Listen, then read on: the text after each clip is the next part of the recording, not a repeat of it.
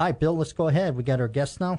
Yeah, now we've got a four-time woman titleist and pro shop operator, coach, gold coach for that matter, and translated into a couple of different languages. So with her fundamentals, bowling fundamentals 2, we have Michelle Mullen. Michelle, great to have you on today. Oh, thanks so much for having me. I really appreciate it. Hey, thanks for being able to come on the show today. We got to fill a little time while we're waiting for you. So we've all read Bowling Fundamentals, and now we have Fundamentals 2 and a mini book. Yeah, so what happened is the publisher, Human Kinetics, asked me to write a second edition of Bowling Fundamentals, and I ended up actually just rewriting the whole book. Really excited about it. And then at the same time, I wrote another mini ebook called How to Pick Up Spares. So I was writing both of those at the same time, and they both, they're good books. Well, everything about bowling is, well, I won't say everything. I've read some pretty bad ones over the years. But this one was very interesting, brings up a lot of points that other coaches have failed to recognize out there. And I guess because of your multi-talented, being a bowler, a pro shop, and a coach, you kind of put them all together. Yeah, I've been coaching almost 30 years now, which I can't even believe I just said that. But, with that and all the one-on-one coaching, my students, they teach me what people need to know. And I really wrote it from that perspective. I feel like my book is like a handbook. Some of the reviews on Amazon are, they're starting to come in, and I'm delighted. And people are referring to it as having, the personal coach with them when they're at the lanes. And that's really cool, because that's the light in which I wrote it. And I'm happy to see that. Now, talk about language. I've read a lot of books, and the only bowling author that I've seen translated to another language was Bill Taylor. So is this something unique that you are the second person, or have there been others?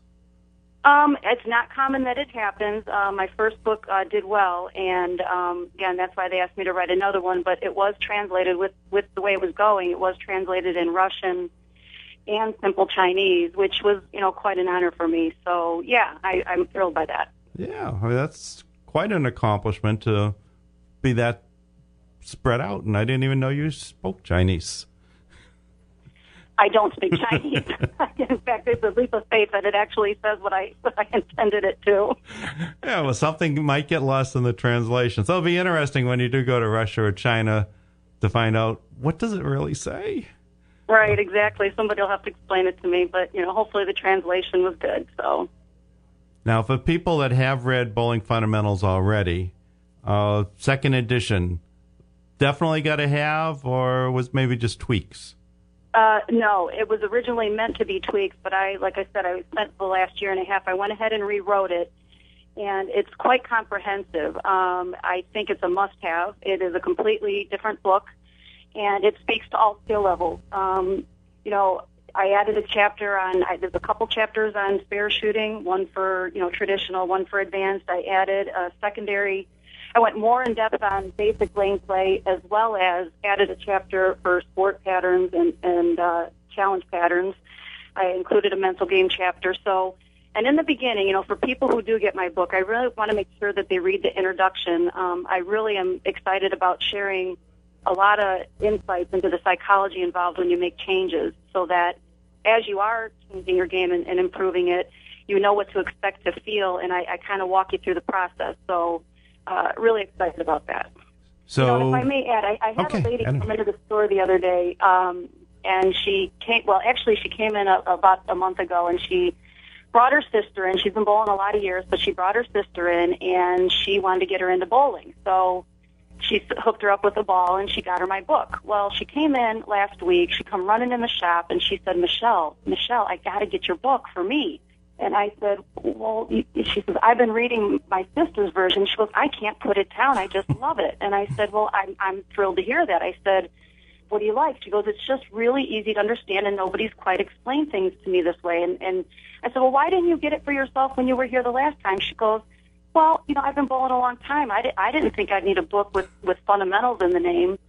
And I looked at her, and it was just very interesting for me because that can be a misnomer, and I really feel that this book is for everybody. I went through beginner things all the way through some advanced concepts on release and things like that in lane play. So I really, really think it's for all bowlers. Now, that's interesting. They picked up on the word fundamentals thinking it was beneath them, and yet we hear on the other end of, well, I can't go to the pro shop because that's for the pros. Right, exactly. It's a double-edged sword, isn't it? Yeah, so we got to find that middle ground in there somewhere. Normally we have a tip of the week. Since we got a little bit extra time and you're so well-rounded, how about one, because, I mean, bowling season's about a month old, one for Joe Bowler and one for, being in Florida, the senior bowler?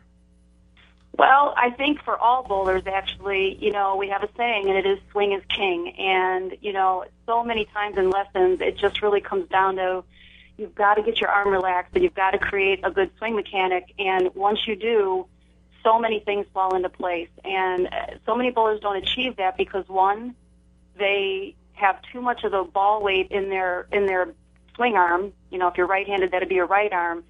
And they're not using their other hand to support the weight and actually push the ball out and begin the swing. And once you do that and then relax the muscles of your swing arm, that's when magic starts to happen. And there's just so many different levels to relax at. And almost everybody can improve just by loosening up the swing.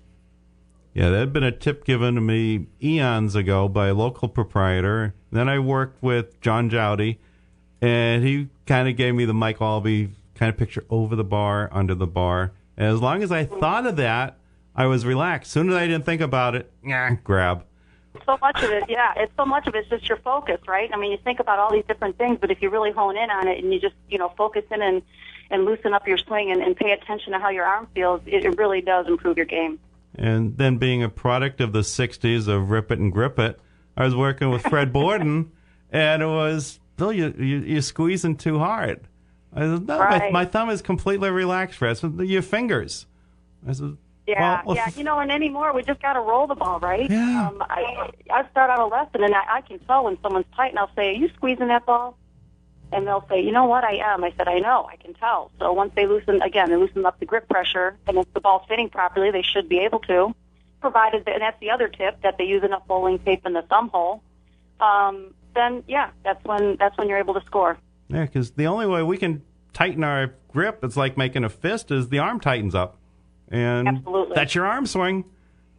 Absolutely. Swing is king. And like I say, you get to balance all the other things that are good about your game show up when your swing is good. But when your swing isn't, that's when you tend to, the wheels come off. One of the PBA guys, Michael Fagan, he's got such a nice swing, and you can tell it's just relaxed, the whole swing and just on the release. Yeah, he sure does. A lot of people allude to him in the lessons. Oh, that Michael Fagan. I said, I know. Yeah, just if you want to model after him, what a great bowler to model after. Just loosen it up. Now, I was mentioning with Ken, Jason Belmonte's got a little video out of him playing the piano. And he says he doesn't play as well as Michael Fagan. So do you know that Michael is that great a pianist? I had no idea. Wow, yeah. That's awesome. Yeah. That's a talent right there, yeah. But Jason was surprising. It was like, he can really play that thing. Yeah, wow. I had no idea. All right, so your little mini book, How to Pick Up Spares. Let's go for a couple of tips out of there because I know you have one for straight shooting, one for strike ball, so you're using your regular ball. Yeah, and it's fully illustrated for both righties and lefties. And actually, I probably could have mentioned that about my big book, that I was sure to make sure I had left-handed models and illustrations in there as well. I really took care of the lefties this time around, so they didn't have to transpose so much. So, yeah, in the spare book, I am a big advocate of using a straight ball just to take lane conditions out of play. But for those who, still choose to hook at it, certainly, that's a viable option. And I make sure all are illustrated in the book for all the different spares. Now, do you advise straight for everything, or maybe the hook ball for sleepers or headpin leads? Yeah, like when you're if you're a righty and you leave the 2-8 or a lefty leaves the 3-9, I mean, that's optional. I know that I when I bowl, not that I'm the standard by any means, but when I bowled, I use my plastic on virtually all my spares. If I tried to go direct at the 2.8 and I just wasn't feeling as accurate that day, I may have then opted to go ahead and slow hook at it. But that's where you got that choice, you know, and if you're not making it one way, you know, go the other way. It depends on how you feel, whichever way you think you're going to have more room for error. Parker Bone, he talking, this is years ago on the show, and he's talking about plastic ball. He says, using the plastic, he knows the ball's going to go straight. If it's on the driveway, if it's on ice, wherever it is, the ball is going straight. That's exactly right, and that's where, you know, some people say, well, it's hard to get that sleeper if you go direct. Well, it's the lesser of two evils. If you feel you can really command the wet-dry on the lane pattern and get it to hook the right amount at your sleeper, then great, go for it. If you feel that that's a challenge, it may be just, you know, better to go with your plastic ball to take the lane out of play altogether. So, you know, you got options that way. Absolutely.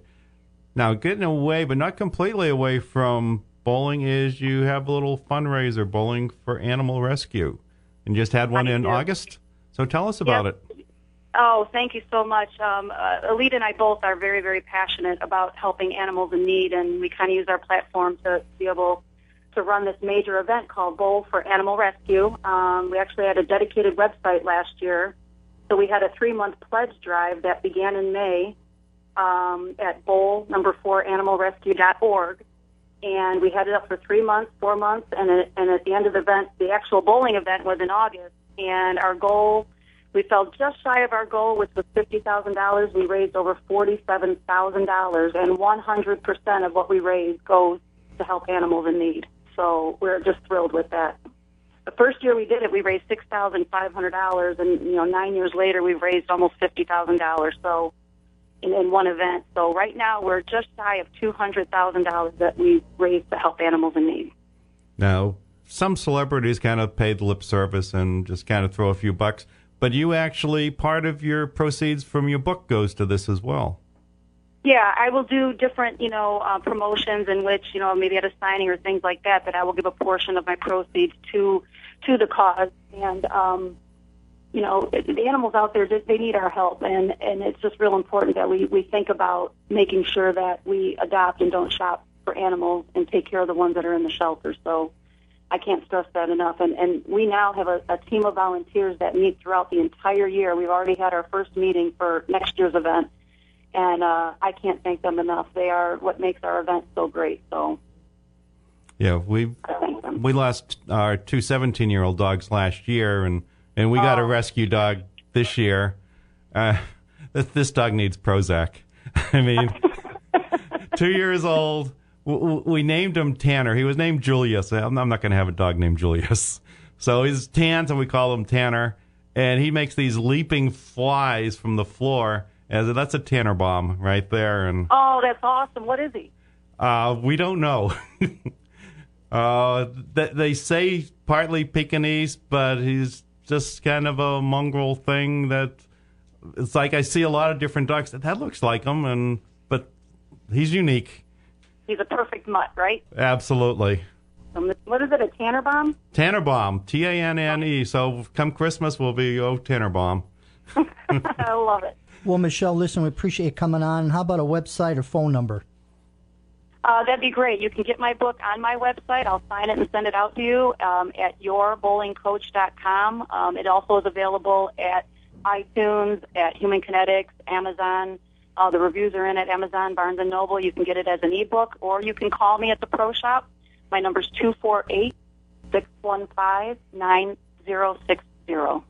And the Alita that Michelle referred to was the great Alita Sill, the first woman millionaire bowler. That is right. Yeah. That is right. Yeah, she's wonderful. Wonderful. Love watching the old videos. And she's lefty.